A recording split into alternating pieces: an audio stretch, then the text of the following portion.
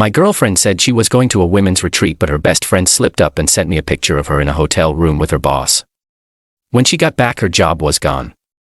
And so was her apartment. I'm 32, male. Not one to air personal matters online, but the sheer audacity here needs an outlet. Maybe someone learns from my situation. My girlfriend Maya, 29, and I were together 3 years, lived together for 2. Things seemed good. We talked future, the whole deal. Last month she tells me about an exclusive women's empowerment retreat through her company Innovate Solutions. All expenses paid, a career booster, team building, networking seminars. Sounded legit, if a bit fancy for her mid-level marketing role. I was supportive. Told her to go. Enjoy. It was Thursday to Sunday. She packed her Loyalman's business casual and her Kobo. Kissed me goodbye Thursday. All smiles. I was genuinely happy for her. Friday night I'm watching TV and get an instant message from her best friend Chloe, 28F. Just a picture, no text. It's Maya. In a hotel room, yes. But in a silky robe I've never seen, laughing, clinking champagne with her boss Marcus Thorne, 40, married, 3 kids. The room looked like the penthouse at the Grand Elysian downtown, known more for trysts than corporate events. Oysters on a room service tray. Real subtle. Chloe, bless her, clearly meant to send it elsewhere. Deleted it in seconds, followed by a frantic OMG, wrong person. So sorry. Ignore our. Too late. I'd seen it. Screenshot it. My blood didn't boil. It went ice cold. I didn't reply to Chloe. Didn't call Maya. Just sat there looking at that picture. The betrayal was profound. Not just the cheating, but the elaborate lie. My mind started working methodically. First, the apartment. It's mine. Owned it before Maya. She contributes to utilities, groceries, but the lease, mortgage, all solely in my name. Legally she's a month-to-month tenant. No formal agreement. More like a guest who contributes. Second, the job. Marcus Thorne, head of marketing. His wife Amelia is lovely. We've met her at company parties. Amelia is also a major shareholder, inherited from her father. Maya once complained Marcus got his job through his wife's family connections. Interesting. Didn't sleep much. Not raging. Planning. Maya was due back Sunday evening. I had work to do. This won't be a screaming match. It'll be a series of consequences. She built this. I'm just helping her see it through. Updates to follow. Update 1, Sunday evening, 7 p.m. Maya waltzes in, refreshed from her amazing retreat. Full of stories about speakers and bonding, even brought me a keychain with the fake retreat logo. The audacity was stunning. I let her unpack, chatter, offered her water, wanted her settled, then on the sofa. Calmly, me, how was Marcus? Mayan's confused. Marcus, he wasn't there. It was a women's retreat. Why? Me, odd, because Chloe sent me this. I airplayed the screenshot to the TV.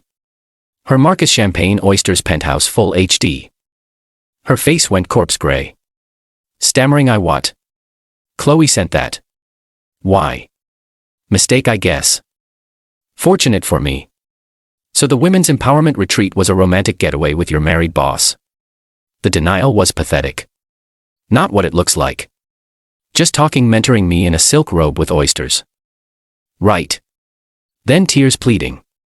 Liam, I'm so sorry. A mistake. It meant nothing. Standard script. She tried to touch my arm. I moved. Me, save it, Maya. The trust is gone completely. There are consequences. Consequences. I said I was sorry. What more do you want? Her voice edged with that initial flicker of entitlement. For starters, you need to move out. Our arrangement here is over. Waterworks, now angry, indignant. Move out. You can't be serious. Where will I go?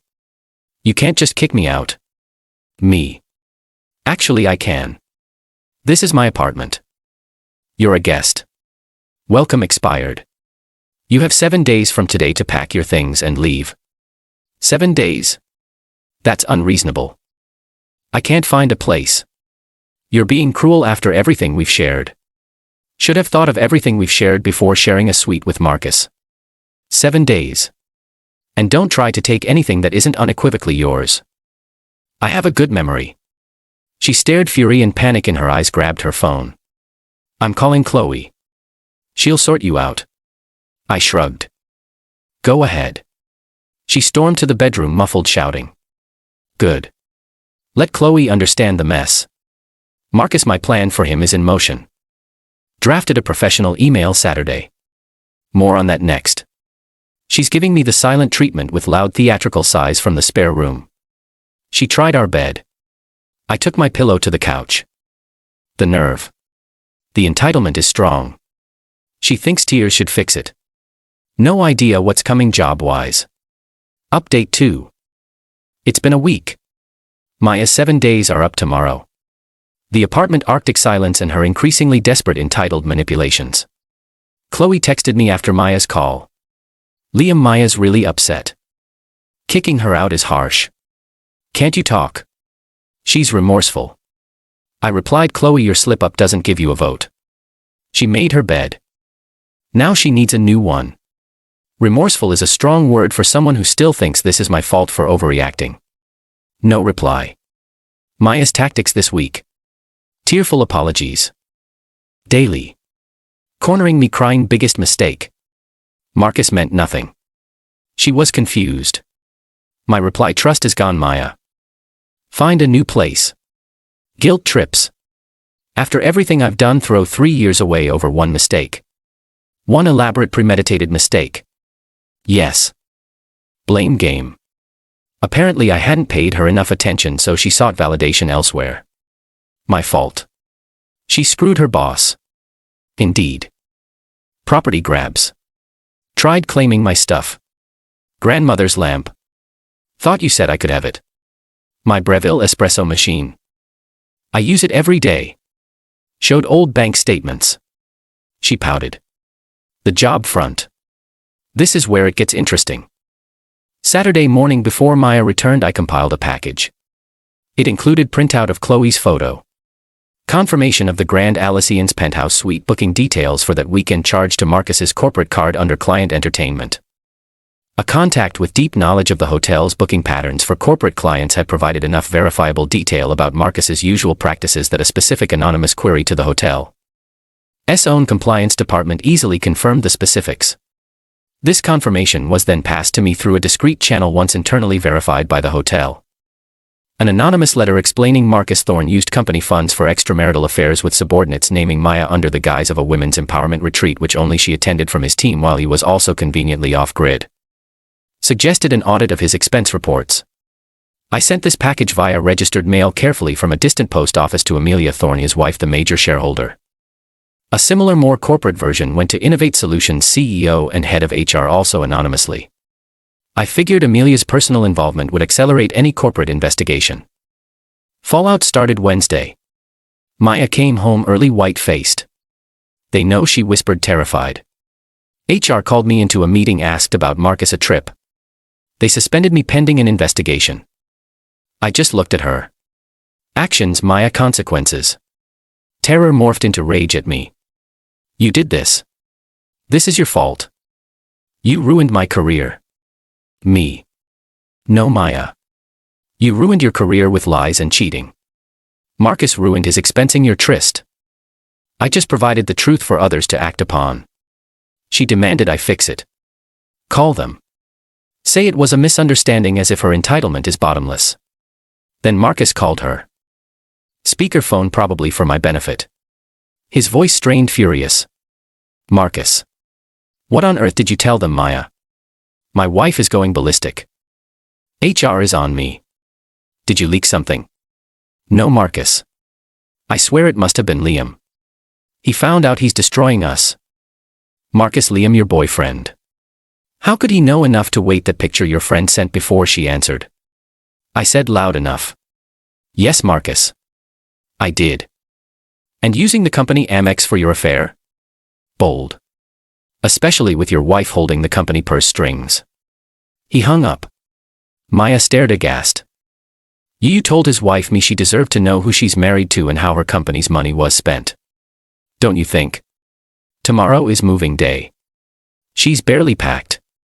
Asked for a few more weeks. No. Deadline is firm. She called her parents crying. Expect them tomorrow to reason with me. Let them. My patience is thin. My resolve isn't. This isn't about simple revenge. It's about cleansing. Their choice is their fallout. Update 3 moving day, which was last Sunday, was a spectacle. The entitlement was off the charts. Maya did nothing to pack until the last minute. Saturday morning she was in bed scrolling her phone. Me Maya movers or friends? When are they expected? No look up. Couldn't find anyone. Movers are expensive. Figured you'd give me more time. Can we talk like adults? The nerve. No Maya. Your 7 days were up. Your things need to be out by 5 p.m. today. Otherwise they're in storage at your expense or on the curb. Your choice. That got her moving sort of. Moped. Sighed. Accidentally packed my books in Sony WH-1000X and XM4s. Calmly retrieved them. Mine Maya. 2 I roll muttered. So petty. Petty for wanting my own stuff from the woman who wrecked our life. Okay. Noon. Her parents showed up. Mr. and Mrs. Henderson.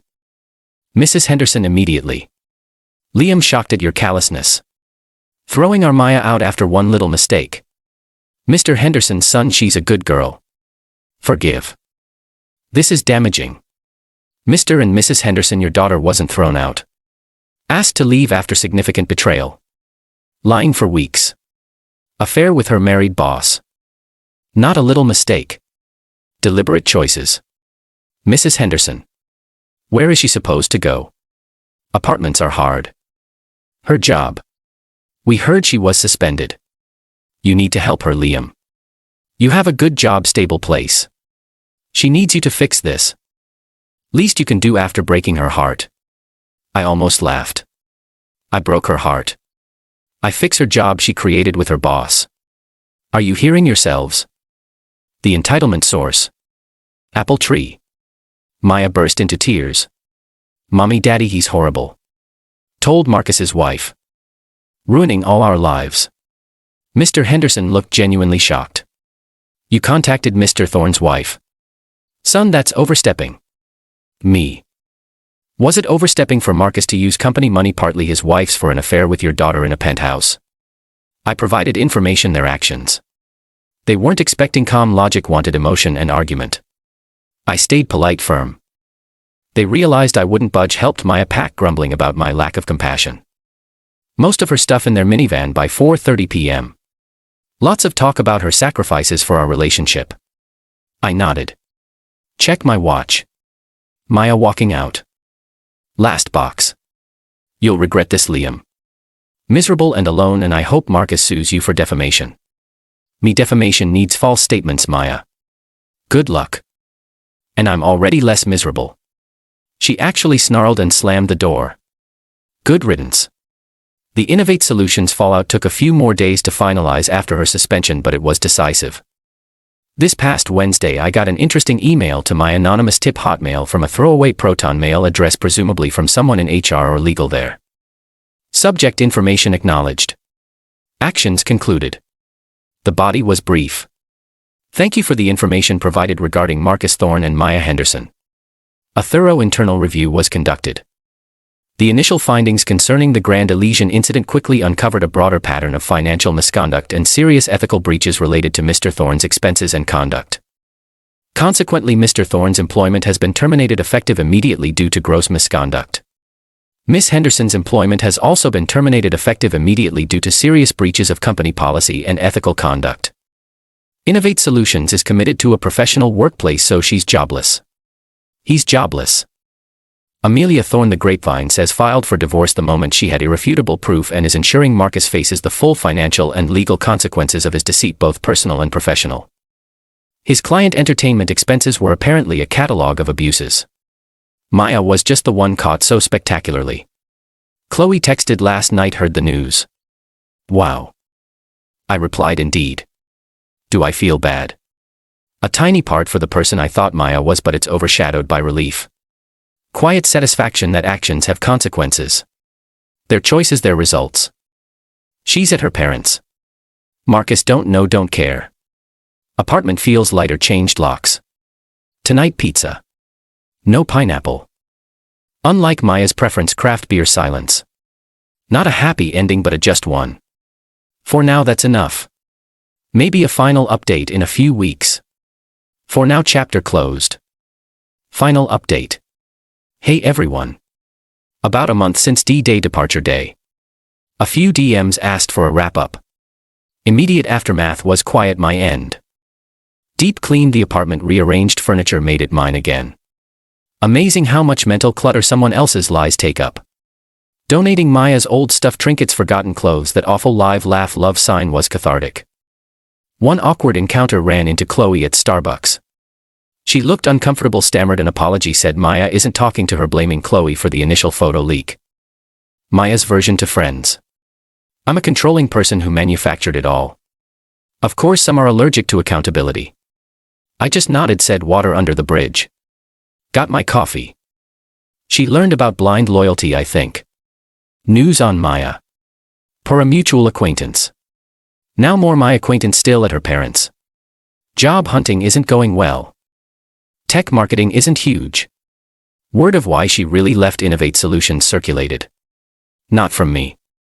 I've been quiet outside these posts, but things get out, especially with a department head like Marcus flaming out so publicly. She's bitter, complaining life is unfair. I ruined her prospects. Entitlement, a chronic condition. No remorse, just anger at being caught. News on Marcus' career in tatters.